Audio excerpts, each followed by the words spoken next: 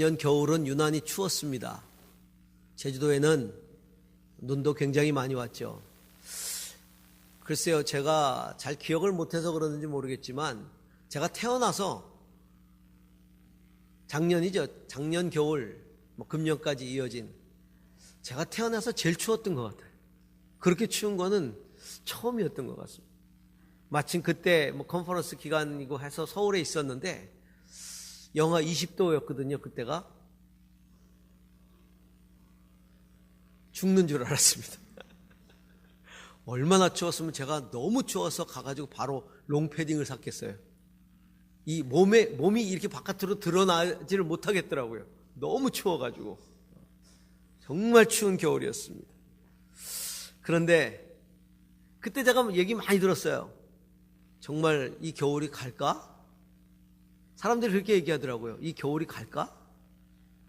근데 갑디다. 갈 것 같지 않았던 겨울도 다가오는 봄 앞에서는 어쩔 수가 없습니다. 이 벚나무가, 교회 앞에 벚나무가 꽃몽오리를 이렇게 지기 시작하더니 어느새 활짝 펴버린 거예요. 금방 펴버렸어요. 그러더니 또 금방 져버렸어요. 지금은 보니까 길가에 유채, 그다음에 철쭉 한창인 것 같아요. 아마 좀 지나서 한라산에 올라가면 윗세오름 쪽에 철쭉이 가득하겠죠. 이제 봄도 또 가려나 봅니다. 이 생명력이라는 건 참 대단한 것 같아요. 이 딱딱한 겨울 땅을 뚫고 올라오고 말이에요. 앙상한 가지를 뚫고 그 생명력이 올라옵니다. 오늘 우리가 읽은 성경에 봄으로 초대하는 신랑의 세레나데가 있어요. 사실 세레나데는 밤에 부르는 노래입니다. 밤에 창문을 열어다오 이러면서 부르는 게 세레나데, 그렇죠?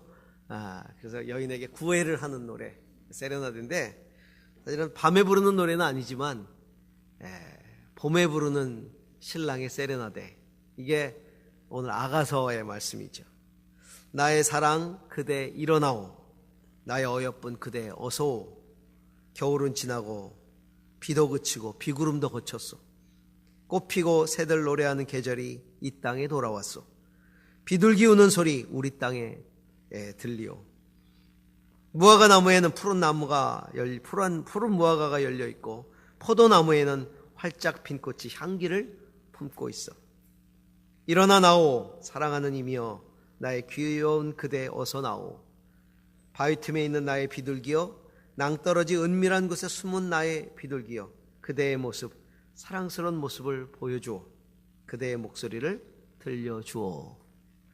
참 가슴 절절 사랑이 흐르는 이 봄의 세레나데죠. 사랑하는 사람과 봄을 함께 보내고 함께 맞이하고 함께 보내고 싶은 간절한 부름이죠. 간절한 부름입니다. 그렇습니다. 아름다운 봄꽃도 사랑하는 사람이 있기에 의미가 있는 거죠. 함께 보내기에 그것이 예쁘고 가치 있는 겁니다. 제가 제주도 와서 봄 되면 벚꽃 축제가 항상 열리곤 하는데 늘 벚꽃 축제가 보니까 시간을 못 맞추더라고요. 다 있는데, 축제에 다 있는데 꽃이 없어요. 그러니까 축제 기간에 꽃이 아직 안 폈든가 아니면 피고 떨어져 버려가지고 이 축제 기간을 마친다는 게 쉽지 않은 일 같아요. 여러 가지 데이터와 통계를 가지고 축제 일을 마치겠지만은 이게 쉽지 않은 것 같습니다. 사실은 그런 것도 그렇고 바쁘다 보니까 벚꽃 축제 때 벚꽃을 제대로 구경해 본 적이 제가 별로 없었던 것 같아요. 근데 금년에 제가 마음을 먹고 제 아내하고 벚꽃 구경 갔어요. 신산공원으로. 저는 이번에 가서 신산공원은 저희 집이 가깝거든요. 근데 하여튼 신산공원을 그 안에를 처음 들어가 본 거예요. 20년 만에. 맨날 거기를 차 타고 왔다 갔다만 했지. 저 깜짝 놀랐습니다. 그 안에 그렇게 넓은 광장과 그 어마어마한 그 공원이 있는 걸 처음 봤어요. 그래서 제 아내한테 물었죠. 여보, 이거 언제 만들었어? 이 넓은 광장과 이걸 언제 만들었대? 그랬더니 글쎄 모르겠는데 나중에 물어보니까 옛날부터 있었대요. 근데 봄꽃이 확 흐드러지게 피었는데 너무 예쁜 거예요. 그래서 벚꽃 밑에서 사진도 찍고 그날 이렇게 돌면서 산책도 하고 그러면서 이런 생각을 했죠. 만일 제 곁에 아내가 없다면 이 예쁜 봄꽃도 기쁨, 축복 이런 것들이 아니라 아마도 슬픔, 재앙이었을 것이다. 그렇겠죠. 아내가 없다면, 만일 아내가 먼저 떠난다면 봄꽃이 필 때마다 저는 아내를 그리워하지 않겠습니까? 그때마다 오히려 꽃이 괴로울 겁니다. 오늘 우리가 들려드렸던 이 노래, 사실은 봄을 부르는 노래가 아니라 님을 노래하는 것이죠. 님을 부르는 노래예요. 아름다운 봄을 님과 함께 보내고 싶은 노래죠. 가끔은 제 아내가 그 예쁜 꽃을 보면 저한테 꼭 보여줘요. 아직도 이 소녀 감성이 있어서 이렇게 꽃들이 이렇게 피면 여봐요 일로 와보라고, 꽃이 피었다고, 이거 한번 보라고, 얼마나 이쁘냐고. 저희 아파트 화단에도 이렇게 꽃을 가꾸시는 분이 계셔가지고 좀 예쁜 꽃을 이렇게 갖고 놓으면 그걸 보여주면 여보 이거 꽃을 보라고, 너무 이쁘지 않냐고. 그렇게 꼭 물어요. 혼자 감탄한 게 저를 데려다가 꼭 보게 하고 묻게 합니다. 저는 이것을 이렇게 해석하죠. 꽃에 대한 감탄이 아니라 저에 대한 감탄이다. 꽃의 아름다움을 함께 나눌 사랑하는 자에 대한 감탄. 꿈보다 해몽. 그렇잖아요? 그 아름다운 꽃을 같이 봐줄 사람이 있으니까 그 꽃이 의미가 있지. 저는 이 세상에서 제일 아름다운 게 사람이라고 생각해요. 하나님이 당신의 형상으로 지으셨기 때문에 이 세상에 어떤 존재도 만물 가운데 하나님의 형상으로 지음받은 존재는 없습니다. 인간 외에는 하나님 닮은 존재가 없어요. 어떤 만물이 정말 아름답고 감탄할 만큼 경이롭다 할지라도 그 모든 만물들은 인간으로 하여금 누리라고 주신 것일 뿐입니다. 피조물들이. 그래서 저는 그 안치환이라는 가수가 불렀던 노래에 나오는 이 노랫말 정말 좋아합니다. 누가 뭐래도 사람이 꽃보다 아름다워. 저는 이 노랫말 그리고 그 노래를 굉장히 좋아해요. 그 가사에 이렇게 돼 있어요. 그 슬픔에 굴하지 않고 비켜서지 않으며 어느 결에 반짝이는 꽃눈을 닫고 우렁우렁 잎들을 키우는 사람이야말로 짙푸른 숲이 되고 산이 되어 메아리로 남는다는 것을 누가 뭐래도 사람이 꽃보다 아름다워. 제가 안치환보다 노래를 잘 안 불러드릴 텐데 이 노래를 욕되게 하는 거죠. 그 탤런트 김혜자 씨가 쓴 책 가운데 제목에 꽃으로도 때리지 말라라는 책이 있어요. 꽃으로도 때리지 말라. 아프리카 오지에 있는 그 고통받는 열악한 환경 속에서 고통받는 아이들의 소중함을 그린 책이죠. 꽃으로도 때리지 말라. 인간은 정말로 아름답고 소중한 존재입니다. 그런데 이 세상에서 우리가 봄꽃을 기대하고 기다리는 만큼 인간이 그렇게 기다려지고 그렇게 대접받습니까? 그렇지 않은 것 같아요. 그렇게 소중한데도 불구하고 세상 사람들은 사람을 그렇게 평가하지 않습니다. 가진 것을 가지고 사람을 판단하고 평가하죠. 그리고 그렇게 대우하죠. 최근에 힘 있는 자들의 어떤 성폭력이라든가 돈 있는 자들의 그 천박한 갑질이 세간의 화제가 되면서 공분을 샀고 있어요. 이 세상에서 제일 천박한 게 뭔지 아십니까? 이 세상에서 제일 천박한 것은요, 소유로 사람을 판단하는 거예요. 차별하는 거예요. 그리고 자기 욕심 채우려고 사람 이용하는 거예요. 이게 세상에서 가장 천박한 일이고, 그런 사람이 제일 천박한 사람이에요. 돈이 암만 많아도요, 아무리 많이 배웠어도요, 인기가 아무리 있어도, 그가 아무리 높은 자리에 올랐어도요, 사람을 소중하게 생각하지 않는 사람은요, 불쌍하고 천박한 인간이에요. 왜냐하면 정말 가치 있는 게 뭔지 모르기 때문에. 형, 어떤 사람이 고귀하고 고결한 인생입니까? 가장 소중한 것을 소중하게 여길 줄 아는 사람이 가장 고귀한 인생이에요. 근데 가장 소중한 것을 소중하게 여기지 않는 것, 우리는 그걸 천박하다고 얘기합니다. 그게 천박한 거. 그런 사람들하고는요, 아무리 산의 진미로 대접을 한다 그래도 밥 한 끼도 먹고 싶지 않아요. 여러분 그거 아시죠? 세상에서 제일 고통스럽고 싫은 일이 싫은 사람하고 밥 먹는 거. 그건 제 인생에서 가장 싫은 일이에요. 싫은 사람하고 밥 먹는 거. 그런 사람들이 아무리 돈 많으니까 엄청난 산의 진미로 대접을 한다 한들 그 밥맛이 느껴지겠습니까? 먹고 싶지도 않죠. 전 목사입니다. 그래서 늘 생각하는 게 예수님이죠. 예수님은 어떤 생각을 가지고 계실까? 예수님은 어떤 생애를 사셨을까? 예수님의 가르침은 뭘까? 늘 거기에 관심을 가져야 되는 게 목사 아니겠어요? 그리고 그렇게 가르쳐야 되고 그렇게 살아내려고 애를 써야 되고요. 근데 그리고 예수님 한번 쭉 돌아보십시오. 예수님의 생애를 보면 늘 병들고 가난하고 눌리고 천대받는 사람들, 그런 사람들과 늘 함께 하셨어요. 그런 사람들만 사랑해서가 아니에요.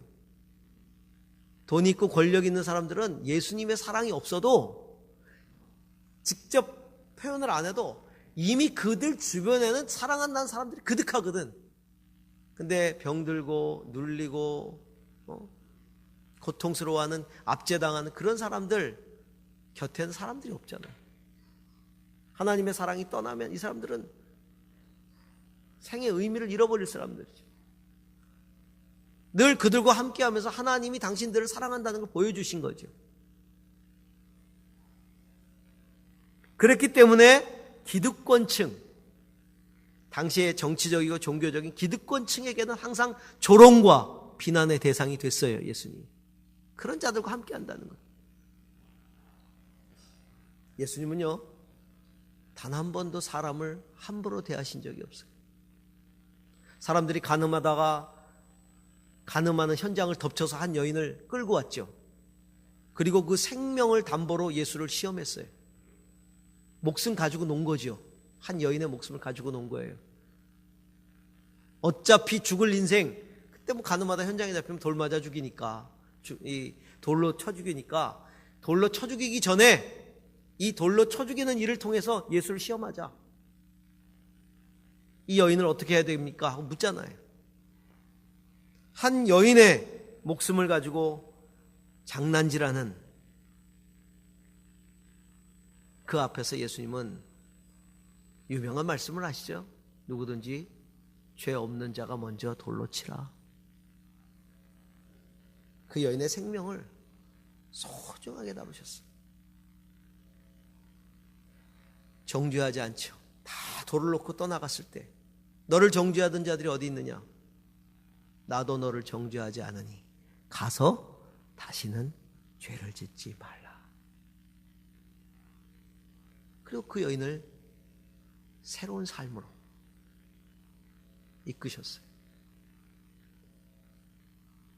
대부분의 사람들이 싫어했고 대부분의 사람들이 상종조차 하지 않았던 세리의 집에 들어가서 먹어주고 친구가 되어주고 이야기를 나눠주면서 그들의 인생을 회복시켜 주셨어요. 삭개오 같은 이들은 그 예수가 자기 집에 온 그 자체 하나만으로, 같이 먹어준 그 자체 하나만으로 자기 죄를 다 회개하고 자기가 토색한 걸 다 갚겠다고.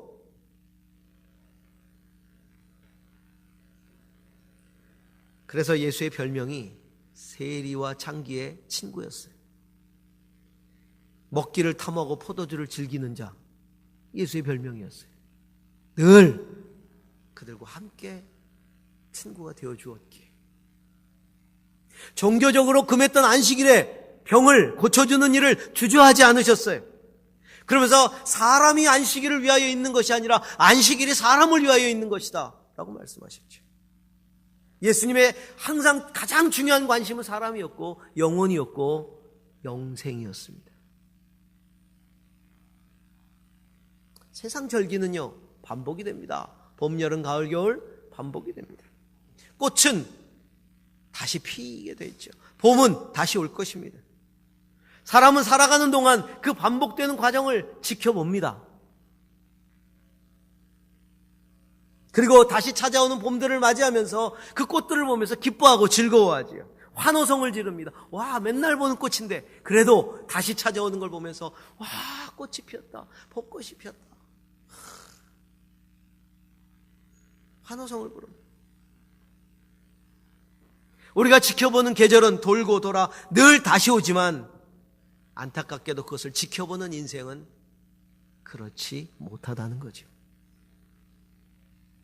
봄과 같은 소년기가 지나가고 불같이 타오르는 청년기가, 여름 같은 청년기가 지나가고 가을 단풍같이 아름답게 물드는 장년기를 지나서 이제 긴 잠을 준비해야 되는 겨울이, 노년기가 다가오죠.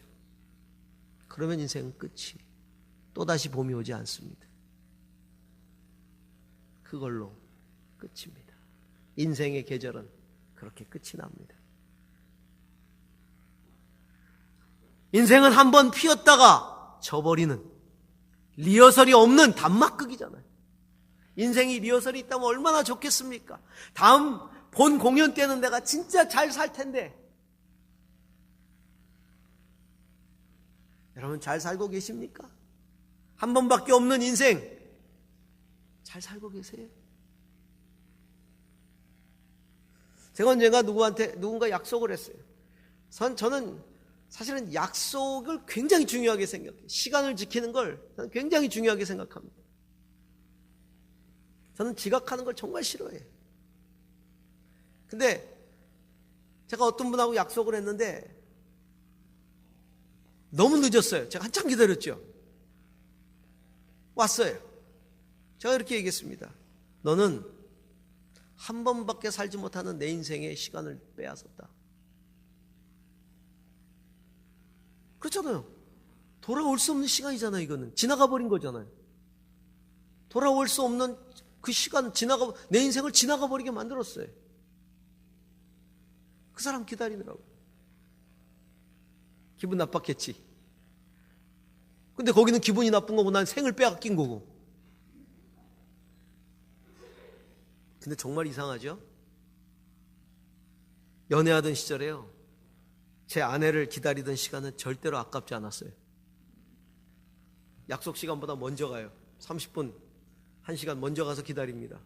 그리고 그 기다리는 시간이 절대로 낭비라고 생각이 안 돼요.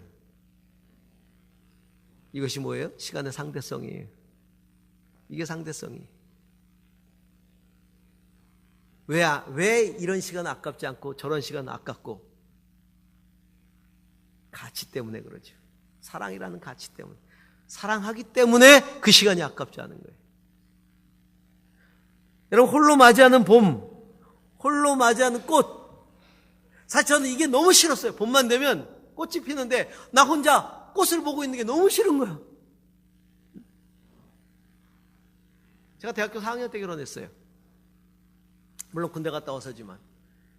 대학 캠퍼스 안에 꽃들이 얼마나, 봄 되면 연인들이 그 꽃 구경을 하면서 대학 안에서 미치겠는 거예요. 근데 그때마다 봄이 싫고 꽃이 싫은데, 아니 왜 꽃들 때문에 난리야 도대체? 맨날 피는 꽃인데 꽃이 뭘 어떻다고. 제 아내하고 사귀면서 보니까 꽃이 너무 이쁩니다. 이야, 이건 꽃이, 와, 감탄이에요. 홀로 봄을 맞고 홀로 꽃을 맞기 싫어서 내가 사랑하는 여인과 봄을 맞고 싶어서 끈질기게 구애했고 결혼에 골인했고 그렇게 행복하게 31번째 봄, 여름, 가을, 겨울 꽃을 맞이했습니다. 금년에 또 31번째 봄꽃을 맞이한 거예요. 여러분, 내가 소중한 사람, 가치 있게 여기는 사람과 함께하는 나의 모든 것은 가치가 있는 거예요. 사랑하는 사람과 함께하는 모든 것은 가치가 있습니다. 내게 가장 가치 있는 게 뭡니까? 내 인생에 한 번밖에 살지 못한 내 인생이 그 어느 것보다도 가치 있는 거죠.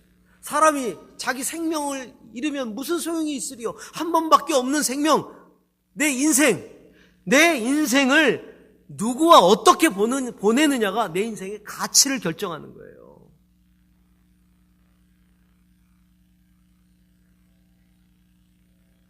내가 내 사랑하는 사람과 살아가는 내 인생을 소중하게 생각하는 것만큼 나와 함께 하는 것을 가장 가치 있게 여기시는 분이 계세요. 내가 내 사랑하는 여인과 함께 지내는 내 인생을 세상 어느 것보다도 가치 있게 여기는 것처럼 나와 함께 하는 걸 가장 가치 있게 여기는 그분이 계시는데 그분이 바로 나를 지으신 창조주 여호와 하나님입니다. 그분은 내 인생에 다가오는 내가 맞이하는 봄, 여름, 가을, 겨울을 함께 맞이하고 싶어 하세요. 날 사랑하시니까. 여러분, 하나님이 봄, 여름, 가을 꽃들 다 지어놓고 야, 꽃이 이쁘다, 내가 만든 게 이쁘다 그러면서 즐거워하실까요? 아니에요. 물론 하나님이시니까 그거를 잘 만들었는데 그러시겠지. 근데 하나님이 그것들을 보시고 기뻐하시는 이유가 뭡니까? 하나님이 창조하신, 당신의 형상으로 창조하신 인간들에게 그것을 누리라고 주고 인간들이 그것을 바라보면서 그것을 누리고 있는 모습을 보면서 와, 봄의 꽃이다. 정말 하나님이 나를 위해서 꽃을 창조하셨네. 정말 아름답습니다. 하나님 감사합니다. 그 기뻐하는 걸 함께 누리시면서 그분은 기쁘신 거예요. 내가 그것을 누리는 걸 보시면서 기뻐하는 거죠. 사랑하는 사람은요, 그 가장 가치 있는 걸 함께 누리고 싶어 하잖아요. 어디 가서 맛있는 거 먹으면 제일 먼저 내 아내, 내 남편이 떠오르십니까? 나 혼자 먹는 게 너무 안타까워. 나 혼자 먹고 싶지 않아. 사랑하는 사람이 있으면 그 사람을 위해서 제일 그게 뭐죠? 그 사람 얼굴이 제일 먼저 떠오른대요. 혹시 여러분 아직 결혼하지 않으신 분들, 내가 뭐 맛있는 거 있는데 그 맛있는 걸 보면서 누가 떠오르다 그럼 그 사람하고 결혼하세요. 제일 사랑하는 사람이요. 사랑하는 사람하고는요, 제일 가치 있는 것을 나누고 싶어하는. 영화도 사랑하는 사람하고 보여주고 싶은 거죠. 어디 풍광을 보고도 그 풍광을 보면서 풍광 때문에 감탄하는 게 아니라 마음속에 누구하고 같이 왔으면 너무 좋았을 뻔했다. 그런 거죠. 하나님이 모든 것을 우리에게 주시면서 우리와 함께 하시는 것을 기뻐하시는 거예요. 나와 함께 봄을 맞이하고 꽃을 맞이하기 원하시는 것이죠. 그분은 내 인생에 다가오는 봄, 여름, 가을, 겨울을 다 같이 보내시길 원하세요. 함께 기뻐하고 함께 감탄하시고 때로는 함께 슬퍼하시고 모든 시간을 함께 하시길 원하시죠. 그러다가 내게 주님께서 허락하신 그 인생의 모든 것들이 막이 내리고 내 인생의 생의 겨울이 지나는 날, 내게 허락하신 이 땅에서의 삶의 모든 끝이 지나고 겨울이 지나는 날, 하나님은 그래, 나하고 영원히 함께하자. 그리고는 천국에서 봄을 맞이하게 하시는 것입니다. 천국에서 봄을 맞이하게 하십니다. 가슴 아픈 건 아무나 이 하나님과 함께 이 아름다운 생의 계절을 보낼 수 없다는 게 가슴 아픈 거예요. 내가 그 하나님과 함께 이 생애, 이 봄, 여름, 가을을 같이, 인생을 같이 보내고 싶어도 아무나 그렇게 할 수 없다는 거예요. 왜? 하나님은 거룩하시기 때문에. 우리 인생은 죄로 물들어 있기 때문에 하나님께 다가갈 수 없다는 거예요.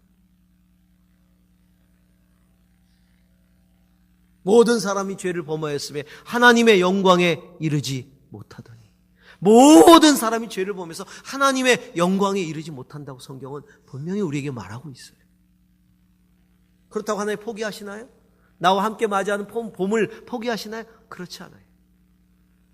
하나님은 나를 너무나 사랑하시기 때문에 자기 아들을 나의 죄값을 대신해서 십자가에 죽게 하셨어요. 왜냐하면 죄는 반드시 대가를 치루어야 하기 때문에. 죄의 값은 사망이라. 생명이란 대가를 지불하지 않고서는 그냥 지나가지 않아요. 그래서 하나님께서는 나와 함께 하시기 위해서 자기 아들을 십자가에서 죽게 하시고 그 값을 치르게 하신 것이죠. 그리고는 사랑의 소식, 생명의 소식을 가지고 나에게 오신 거예요. 하나님이 세상을 이처럼 사랑하사 독생자를 주셨으니 이는 저를 믿는 자마다 멸망치 않고 영생을 얻게 하려 하심이라. 영원히 함께 하시기 위해서.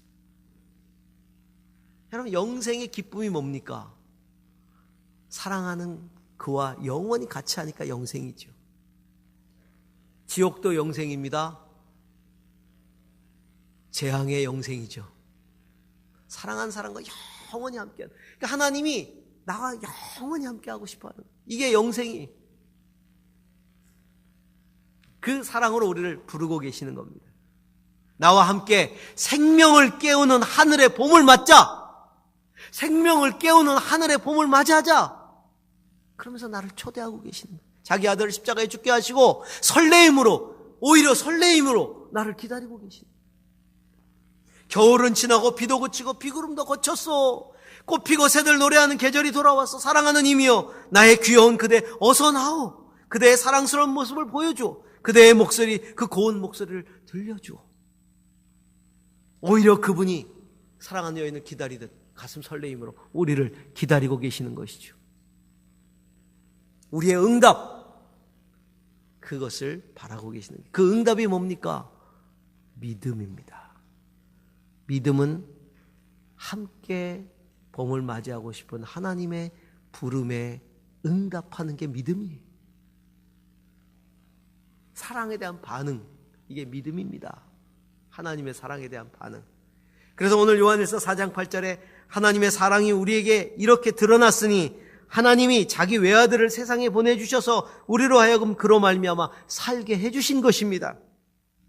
또한 누구든지 예수를 하나님의 아들로 시인하면 하나님이 그 사람 안에 계시고 그 사람은 하나님 안에 있습니다. 우리는 하나님이 우리에게 베푸신 사랑을 알았고 또 믿었습니다. 알았고 믿었다는 거예요. 사랑을 알았고 믿었다는 거예요. 사랑을 안다는 게 중요하고 그리고 믿는다는 게 중요한 겁니다. 하나님은 사랑이십니다. 사랑 안에 있는 사람은 하나님 안에 있고 하나님도 그 사람 안에 있습니다. 우리가 사랑하는 것은 하나님이 우리를 먼저 사랑하셨기 때문입니다. 할렐루야. 하나님이 이렇게 우리를 사랑하셨어요. 우리는 그 사랑을 알고 믿는 것이죠. 그 사랑의 부르심에 응답하는 것, 그것이 믿음입니다. 사랑하는 사람과 함께 봄날을 기다리듯, 봄꽃을 기다리듯 하나님은 우리가 믿음으로 하나님과 함께하는 그 봄날을 기다리고 계십니다. 내가 너와 함께 봄을 맞이하자 기다리고 계십니다. 이게 봄을 지으시고 꽃을 피우시는 하나님의 목적이에요. 좋은 것을 보여주고.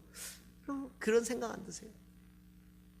사랑하는 이를 위해서 뭔가를 소중하게 준비했어. 선물을 준비했어. 그리고 그것을 가려두었다가 서프라이징하게 탁 주잖아요. 꽃과 함께 주잖아요. 카드도 써서 주잖아요. 깜짝 놀라게. 그가 좋아하고 깜짝 놀라는 모습을 상상하면서 한 번도 경험 안 했습니다. 표정이에요 지금. 목사님 그게 무슨 말인지 모르겠습니다 하는 표정들이신데 그러잖아요. 서프라이징.